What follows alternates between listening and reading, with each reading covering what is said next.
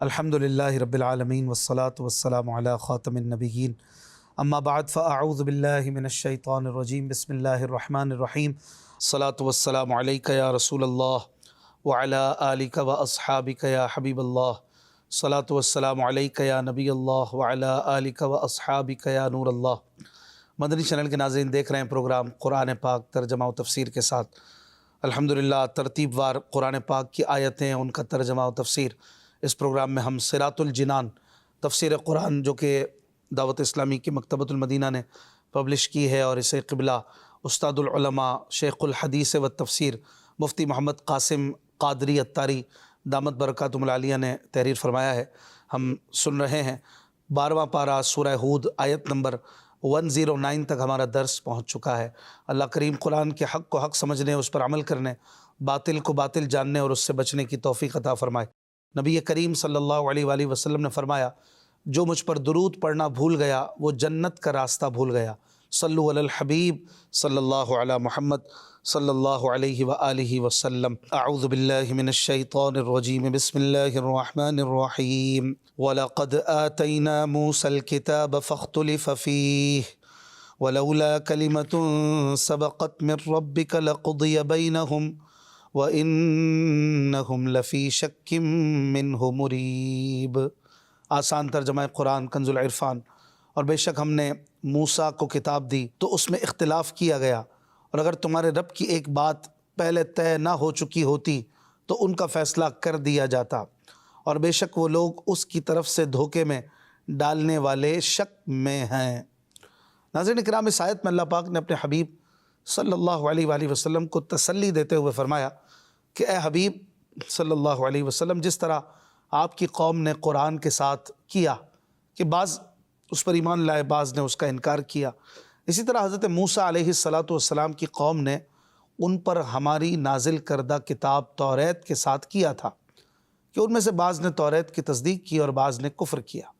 اے حبیب صلی اللہ علیہ وآلہ وسلم، یہ اپنے کفر اور تکذیب کی بنا پر دنیا میں ہی جس عذاب کے جلدی حقدار تھے، وہ عذاب اگر آپ کا رب قیامت کے دن تک کے لیے ان سے مؤخر نہ فرما چکا ہوتا تو دنیا میں ہی ان کی ہلاکت کا فیصلہ کر دیا جاتا۔ اگلی آیت میں اللہ پاک فرماتا ہے وَإِنَّ كُلًّا لَمَّا لَيُوَفِّيَنَّهُمْ رَبُّكَ أَعْمَالَهُمْ إِنَّهُ بِمَا يَعْمَلُونَ خَبِيرٌ۔ آسان ترجمہ قرآن کنز العرفان۔ اور بے شک ان سب کو تمہارا رب ان کے اعمال کا پورا پورا بدلہ دے گا، بے شک وہ ان کے تمام اعمال سے خبردار ہے۔ ناظرین کرام، یہاں پر فرمایا گیا کہ تصدیق کرنے والے ہوں یا تکذیب کرنے والے، ان سب کو اللہ پاک قیامت کے دن ان کے اعمال کی پوری پوری جزا دے گا۔ تصدیق کرنے والوں کو ان کی تصدیق کی بنا پر جنت ملے گی، اور انکار کرنے والوں کو ان کے انکار کی وجہ سے جہنم نصیب ہوگی۔ بے شک اللہ پاک ان کے تمام اعمال سے باخبر ہے اور اس سے کوئی چیز پوشیدہ نہیں۔ اس آیت میں نیکیاں کرنے والوں اور تصدیق کرنے والوں کے لیے تو بشارت ہے کہ وہ نیکی کی جزا پائیں گے، اور کافروں اور جھٹلانے والوں کے لیے وعید ہے کہ وہ اپنے عمل کی سزا میں گرفتار ہوں گے۔ اگلی آیت میں اللہ پاک فرماتا ہے فَاسْتَقِمْ كَمَا أُمِرْتَ وَمَن تَابَ مَعَكَ وَلَا تَطْغَوْا إِنَّهُ بِمَا تَعْمَلُونَ بَصِيرٌ۔ آسان ترجمہ قرآن کنز العرفان۔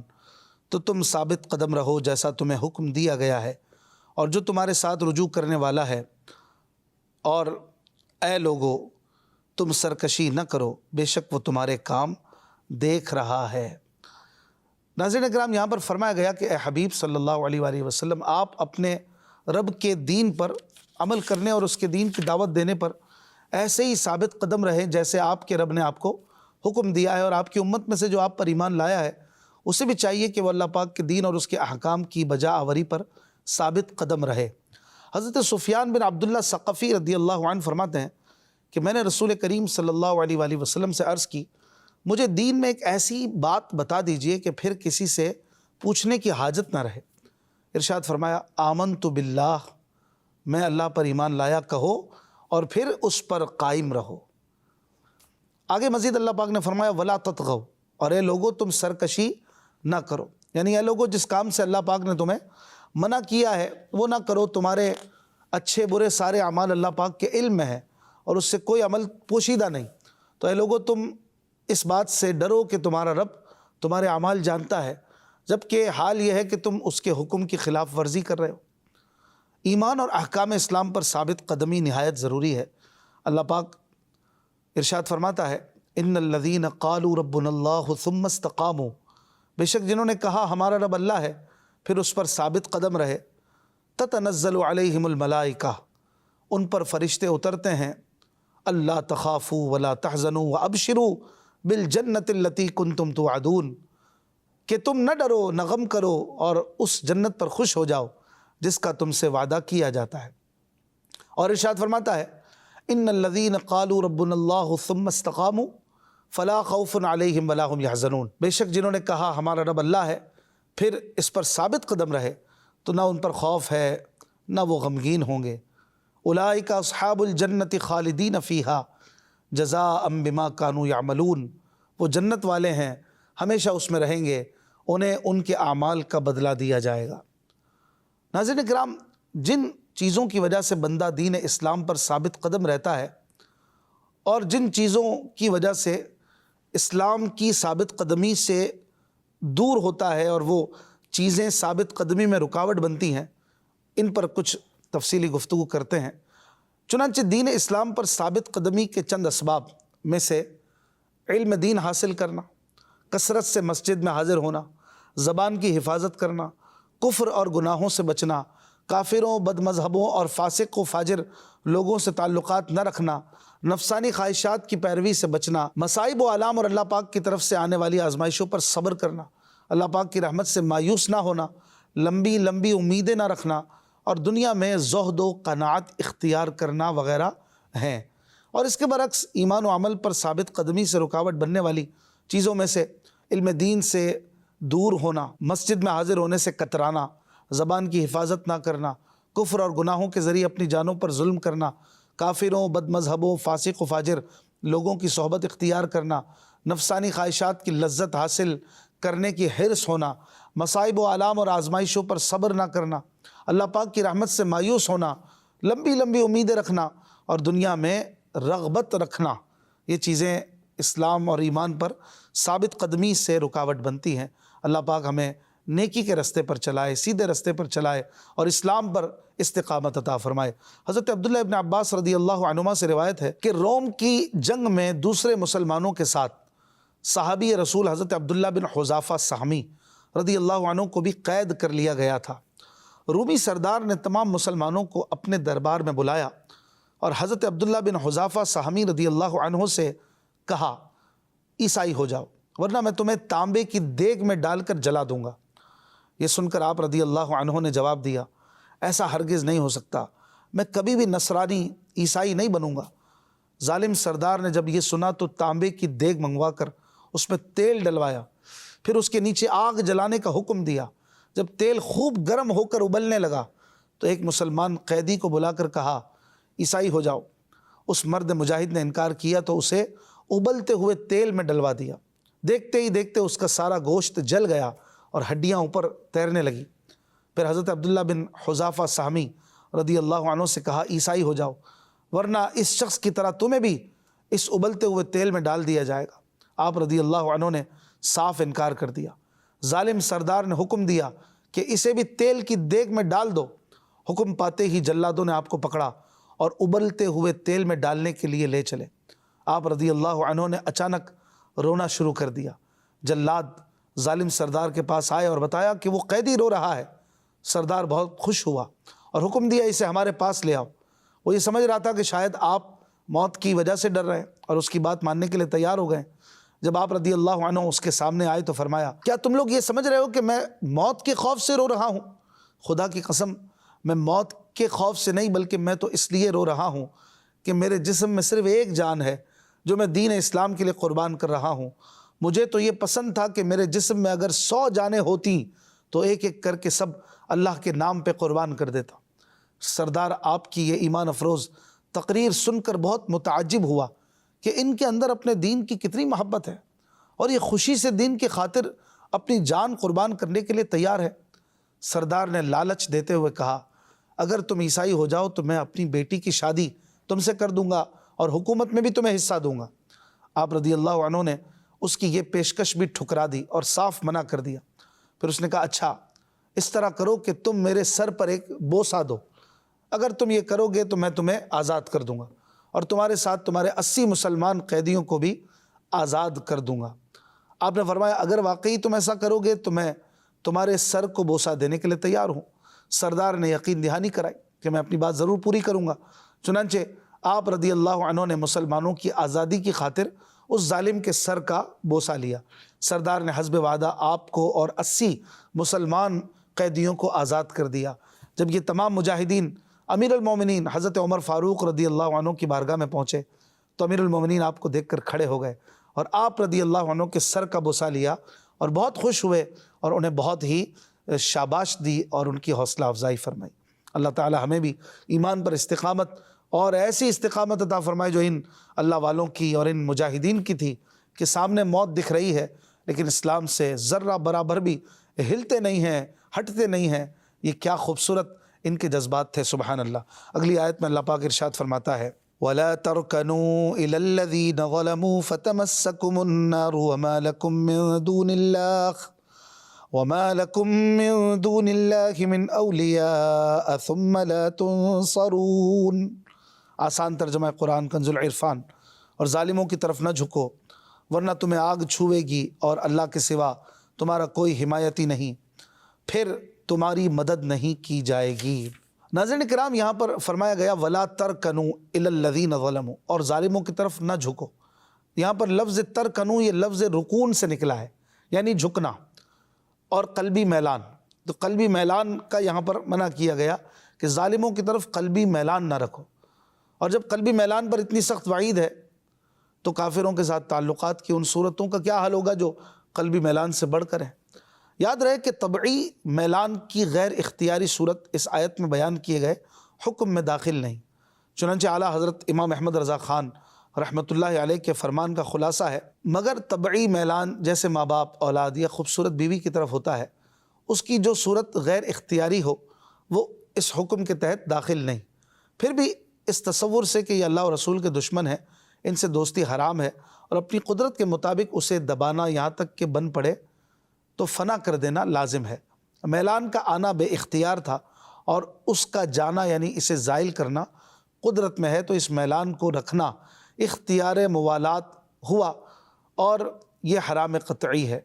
اسی وجہ سے جس غیر اختیاری میلان کے ابتدائی افعال اس نے با اختیار پیدا کیے تو اس میں معذور نہ ہوگا، جیسے شراب کہ اس سے عقل زائل ہو جانا اس کا اختیاری نہیں، مگر جب کہ اختیار سے پی تو عقل کا زائل ہو جانا اور اس پر جو کچھ مرتب ہو سب اسی کے اختیار سے ہوا۔ ناظرین کرام اس سے پتہ چلا کہ خدا کے نافرمانوں کے ساتھ یعنی کفار اور بے دینوں گمراہوں ظالموں کے ساتھ بلا ضرورت میل جول، رسم و راہ، قلبی میلان اور محبت، ان کی ہاں میں ہاں ملانا، ان کی خوشامد میں رہنا منع ہے۔ ظالموں کے بارے میں امام غزالی رحمۃ اللہ علیہ فرماتے ہیں ظالموں کے ساتھ عملی طور پر تعاون تو ظاہر ہے اور زبانی طور پر تعاون یہ ہے کہ وہ ظالم کے لیے دعا مانگتا ہے یا اس کی تعریف کرتا ہے یا اس کے جھوٹے قول کی صراحتاً تصدیق کرتا ہے، مثلاً زبان سے اسے سچا قرار دیتا ہے یا سر ہلا دیتا ہے یا اس کے چہرے پر مسرت ظاہر ہوتی ہے یا وہ اس شخص سے محبت و دوستی کا اظہار کرتا ہے، اس سے ملاقات کا شوق ظاہر کرتا ہے اور اس کی عمر میں اضافہ اور اس کی بقا کی حرص رکھتا ہے۔ ایسا شخص عام طور پر ظالموں کو صرف سلام ہی نہیں کرتا بلکہ ان سے کچھ بات چیت بھی کرتا ہے اور وہ اسی شخص کا کلام ہوتا ہے، حالانکہ اس کا ظالم کی حفاظت، اس کی لمبی زندگی، اس کے لیے نعمتوں کی تکمیل اور اس طرح کی دوسری دعائیں مانگنا جائز نہیں۔ اور اگر دعا کے ساتھ تعریفی کلمات بھی ہوں اور وہ ان باتوں کا ذکر کرے جو اس ظالم میں نہیں تو یہ شخص جھوٹا، منافق اور ظالم کی عزت کرنے والا ہے، اور یہ 3 گناہ ہیں۔ اور اگر اس کے ساتھ ساتھ وہ اس کی باتوں کی تصدیق بھی کرے، اس کے کاموں کی تعریف کرے، اس کی پاکیزگی بیان کرے تو وہ اس تصدیق اور اعانت کی وجہ سے گناہ گار ہوگا، کیونکہ ظالم کی پاکیزگی بیان کرنا اور تعریف کرنا گناہ پر مدد کرنا ہے۔ حضرت انس بن مالک رضی اللہ عنہ سے روایت ہے نبی کریم صلی اللہ علیہ وآلہ وسلم نے فرمایا بے شک اللہ پاک اس وقت ناراض ہوتا ہے جب زمین پر کسی فاسق کی تعریف کی جاتی ہے۔ حضرت حسن رضی اللہ عنہ فرماتے ہیں جو شخص کسی ظالم کے باقی رہنے کی دعا کرتا ہے وہ اس بات کو پسند کرتا ہے کہ اللہ پاک کی نافرمانی کی جائے۔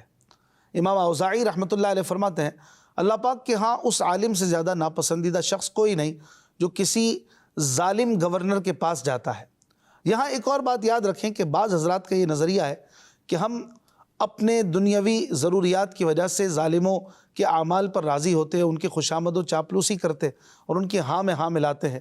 اگر ہم ایسا نہ کریں تو ہمارے لیے اپنی دنیاوی ضروریات کو پورا کرنا دشوار ہو جائے۔ انہیں چاہیے کہ وہ علامہ احمد ساوی رحمۃ اللہ علیہ کی اس گفتگو پر غور کریں۔ چنانچہ آپ فرماتے ہیں، ظالموں کے اعمال سے راضی ہونے میں دنیاوی ضروریات کو دلیل بنانا قابل قبول نہیں، کیونکہ اللہ پاک ہی بڑا رزق دینے والا، قوت والا، قدرت والا ہے، اور جب حقیقی رازق قوی اور قادر اللہ پاک ہے تو خود کو ظالموں کا دست نگر سمجھنا کہاں کی عقل مندی ہے۔ غیر مسلموں سے تعلقات کے حوالے سے مزید معلومات کے لیے فتاوی رضویہ کی جلد 14 سے اعلیٰ حضرت امام احمد رضا خان رحمۃ اللہ تعالی علیہ کی تحریر، جو کہ رسالے کی صورت میں ہے، اس کا نام ہے المحجۃ المؤتمنہ فی آیۃ الممتحنہ، سورہ ممتحنہ کی آیت کے بارے میں تفصیلی کلام، اس کا مطالعہ بے حد مفید ہے۔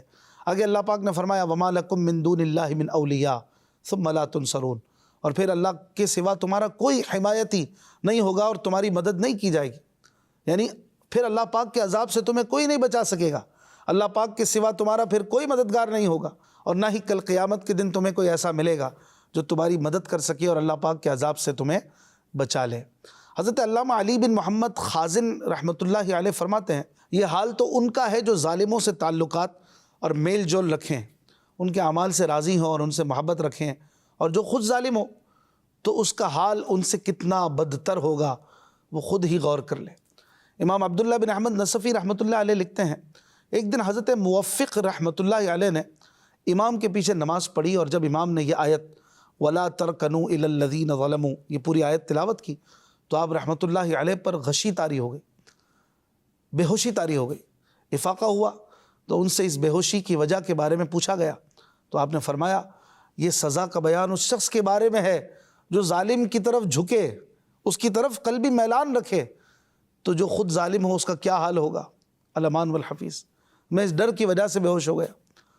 ناظرین کرام، ہم ظلم اور ظالموں کی شر سے اللہ پاک کی پناہ مانگتے ہیں، اور ہر ظالم کو چاہیے کہ وہ اپنے ظلم سے بھی باز آ جائے اور جیتے جی ان لوگوں سے معافی مانگ لے جن پر ظلم کیا، ورنہ قیامت کے دن جب ظلم کا بدلہ دینا پڑا تو انجام بہت دردناک ہوگا۔ جیسا کہ حضرت ابو ہریرہ رضی اللہ عنہ سے روایت ہے، رسول اللہ صلی اللہ علیہ وآلہ وسلم نے فرمایا، جس نے کسی کی عزت یا کسی اور چیز پر زیادتی کی ہو تو اسے چاہیے اس دن سے پہلے آج ہی معافی حاصل کر لے، جس دن دینار اور درہم پاس نہیں ہوں گے۔ اگر ظالم کے پاس نیک اعمال ہوئے تو ظلم کے برابر ان میں سے لے لیے جائیں گے، اور اگر نیکیاں نہ ہوئیں تو ظلم کے برابر مظلوم کے گناہ ظالم پر ڈال دیے جائیں گے۔ اگلی آیت میں اللہ پاک ارشاد فرماتا ہے وَأَقِمِ الصَّلَاةَ طَرَفَيِ النَّهَارِ وَزُلَفًا مِّنَ اللَّيْلِ إِنَّ الْحَسَنَاتِ يُذْهِبْنَ السَّيِّئَاتِ ذَلِكَ ذِكْرَىٰ لِلذَّاكِرِينَ وَاصْبِرْ فَإِنَّ اللَّهَ لَا يُضِيعُ أَجْرَ الْمُحْسِنِينَ۔ آسان ترجمہ قرآن کنز العرفان۔ اور دن کے دونوں کناروں اور رات کے کچھ حصے میں نماز قائم رکھو، بے شک نیکیاں برائیوں کو مٹا دیتی ہیں، یہ نصیحت ماننے والوں کے لیے نصیحت ہے، اور صبر کرو کیونکہ اللہ پاک نیکی کرنے والے کا اجر ضائع نہیں کرتا۔ ناظرین کرام، اس آیت میں فرمایا کہ دن کے دونوں کناروں اور رات کے کچھ حصے میں نماز قائم رکھو۔ اس آیت میں دن کے دو کناروں سے صبح اور شام مراد ہیں۔ زوال سے پہلے کا وقت صبح میں اور زوال کے بعد کا وقت شام میں داخل ہے۔ صبح کی نماز تو فجر ہے، جبکہ شام کی نمازیں ظہر و عصر ہیں، اور رات کے حصوں کی نمازیں مغرب اور عشاء ہیں۔ نیکیوں سے مراد یا یہی پنجگانہ نمازیں ہیں جو آیت میں ذکر ہوئی، یا اس سے مراد مطلقاً نیک کام ہے، یا اس سے سبحان اللہ والحمد للہ ولا الہ الا اللہ واللہ اکبر پڑھنا مراد ہے۔ حضرت معاذ بن جبل رضی اللہ عنہ سے روایت ہے کہ ایک شخص نے دربار رسالت میں حاضر ہو کر عرض کیا، رسول اللہ صلی اللہ علیہ وآلہ وسلم، اس آدمی کا کیا حکم ہے جو ایک اجنبی عورت سے علیحدگی میں ملاقات کرتا ہے اور بدکاری کے سوا سب کچھ کرتا ہے؟ اس پر یہ آیت نازل ہوئی، پھر آپ صلی اللہ علیہ وآلہ وسلم نے اسے وضو کر کے نماز پڑھنے کا حکم ارشاد فرمایا۔ حضرت معاذ بن جبل رضی اللہ عنہ فرماتے ہیں کہ میں نے عرض کیا، رسول اللہ صلی اللہ علیہ وآلہ وسلم، کیا یہ اس شخص کے ساتھ خاص ہے یا تمام مومنوں کے لیے ہے؟ نبی کریم صلی اللہ علیہ وآلہ وسلم نے فرمایا، نہیں، بلکہ یہ تمام مومنوں کے لیے عام ہے۔ اس آیت سے پتہ چلا کہ نیکیاں صغیرہ گناہوں کے لیے کفارہ ہوتی ہیں، چاہے وہ نیکیاں نماز ہوں یا صدقہ یا ذکر استغفار، جو کچھ بھی نیکیاں ہیں وہ چھوٹے گناہوں کو مٹا دیتی ہیں۔ احادیث مبارکہ میں متعدد ایسے اعمال کا بیان ہے جو صغیرہ گناہوں کے لیے کفارہ بنتے ہیں۔ چنانچہ حضرت ابو ہریرہ رضی اللہ عنہ سے روایت ہے کہ نبی اکرم صلی اللہ علیہ وآلہ وسلم نے فرمایا، 5 نمازیں اور جمعہ دوسرے جمعے تک اور رمضان دوسرے رمضان تک، یہ سب ان گناہوں کے لیے کفارہ ہیں جو ان کے درمیان واقع ہوں جب کہ آدمی کبیرہ گناہوں سے بچے۔ حضرت ابو سعید خدری رضی اللہ عنہ سے روایت ہے، نبی کریم صلی اللہ علیہ وآلہ وسلم نے فرمایا، جس نے رمضان کا روزہ رکھا اور اس کی حدود کو پہچانا اور جس چیز سے بچنا چاہیے اس سے بچا تو جو پہلے کر چکا ہے اس کا کفارہ ہو گیا۔ حضرت ابو ہریرہ رضی اللہ عنہ سے روایت ہے، حضور پرنور صلی اللہ علیہ وآلہ وسلم نے فرمایا، عمرے سے عمرے تک ان گناہوں کا کفارہ ہے جو درمیان میں ہوئے، اور حج مبرور کا ثواب جنت ہی ہے۔ حضرت سخبرہ رضی اللہ عنہ سے روایت ہے، سید المرسلین صلی اللہ علیہ وآلہ وسلم نے فرمایا، جس نے علم تلاش کیا تو یہ تلاش اس کے گزشتہ گناہوں کا کفارہ ہوگی۔ اگلی آیت میں اللہ پاک ارشاد فرماتا ہے، فَلَوْلَا كَانَ مِنَ الْقُرُونِ مِن قَبْلِكُمْ أُولُو بَقِيَّةٍ يَنْهَوْنَ عَنِ الْفَسَادِ فِي الْأَرْضِ إِلَّا قَلِيلًا مِّمَّنْ أَنْجَيْنَا مِنْهُمْ وَاتَّبَعَ الَّذِينَ ظَلَمُوا مَا أُتْرِفُوا فِيهِ وَكَانُوا مُجْرِمِينَ وَمَا كَانَ رَبُّكَ لِيُهْلِكَ الْقُرَىٰ بِظُلْمٍ وَأَهْلُهَا مُصْلِحُونَ۔ آسان ترجمہ قرآن کنز العرفان۔ تو تم سے پہلی گزری ہوئی قوموں میں سے کچھ ایسے فضیلت والے لوگ کیوں نہ ہوئے جو زمین میں فساد کرنے سے منع کرتے، البتہ ان میں تھوڑے سے ایسے تھے جنہیں ہم نے نجات دی، اور ظالم لوگ اسی عیش و عشرت کے پیچھے پڑے رہے جو انہیں دیا گیا اور وہ مجرم تھے۔ اور تمہارا رب ایسا نہیں کہ بستیوں کو بلا وجہ ہلاک کر دے، حالانکہ ان کے رہنے والے اچھے لوگ ہوں۔ ناظرین کرام، اس سے پچھلی آیات میں اللہ پاک نے گزشتہ امتوں پر جڑ سے اکھاڑ دینے والے عذابات نازل ہونے کا بیان فرمایا، اور اس آیت میں یہ بیان فرمایا کہ ان عذابات کے نازل ہونے کا سبب 2 چیزیں تھیں۔ ایک، ان میں کوئی ایسا نہیں تھا جو انہیں فساد سے منع کرتا۔ 2، اپنے برے اعمال یعنی شرک اور کفر وغیرہ سے ان کا توبہ و رجوع نہ کرنا۔ خلاصہ یہ ہے کہ میرے حبیب صلی اللہ علیہ وآلہ وسلم کی امت تم سے پچھلی امتوں میں سے جنہیں ہم نے ہلاک کر دیا، وہ کچھ ایسے فضیلت والے نہیں ہوئے جو لوگوں کو زمین میں فساد کرنے سے روکتے اور انہیں گناہوں سے منع کرتے، اسی لیے ہم نے انہیں ہلاک کر دیا۔ البتہ ان سابقہ امتوں میں تھوڑے سے ایسے تھے جنہیں ہم نے نجات دی، اور وہ لوگ انبیاء اکرام علیہم الصلاۃ والسلام پر ایمان لائے اور ان کے احکام پر عمل کرتے اور لوگوں کو فساد سے روکتے رہے، جبکہ ظالم لوگ اسی عیش و عشرت کے پیچھے پڑے رہے جو انہیں دیا گیا، اور وہ نعمتوں، لذتوں، خواہشوں اور شہوات کے عادی ہو گئے، کفر اور گناہوں میں ڈوبے رہے اور وہ مجرم تھے۔ اس آیت میں ایک لفظ آیا اولو بقیہ، اس سے مراد علماء ربانیین ہے۔ مراد یہ ہے کہ گزشتہ قوموں کی عام گمراہی کا باعث یہ ہوا کہ ان میں علماء ربانی نہ تھے، اگر وہ ہوتے تو اس طرح گمراہی نہ پھیلتی۔ عوام اس لیے مجرم تھے کہ بدکاریاں کرتے تھے، اور علماء اس لیے مجرم تھے کہ انہیں منع نہ کرتے تھے۔ اس آیت سے 2 باتیں واضح ہوئیں کہ نیکی کی دعوت دینا اور گناہوں سے روکنا علماء کا منصب ہے۔ اگر وہ یہ کام سر انجام نہ دیں گے تو وہ بھی مجرم اور مستحق عذاب ہوں گے۔ دوسری بات یہ پتہ چلی کہ شروع سے اب تک یہی ہوتا آیا ہے کہ زیادہ تر مال و دولت والے ہی غفلت میں پڑتے ہیں، اس لیے عمومی طور پر مالدار لوگوں میں دینداری کی کمی ہوتی ہے۔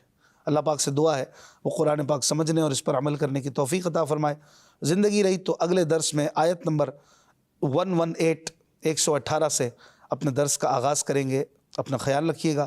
صلو علی الحبیب صلی اللہ علی محمد صلی اللہ علیہ وسلم۔